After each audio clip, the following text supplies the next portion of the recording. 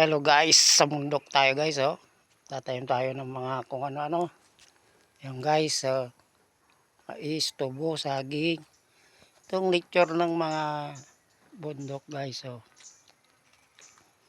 Tapos ito guys, oh. Harvest na tayo ng saging. Sa binagyo, mahina yung kanya bunga, maliit. Oh. Oh, ito guys. Ito kamote, garden pag wala tayong mga service guys. Yan, oh. Lagahan natin yung lupa. Sayang naman. Di natataniman. Tagal kasi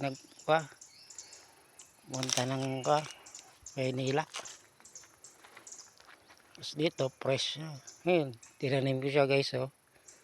Ayan, oh, 8 months makumunga. Tapos yung nyug 10 years. Ito guys. Dami. Kagubata na. Ito guys, oh, pichay. Problema yan guys. Buhay na siya. So malayo sa tubig.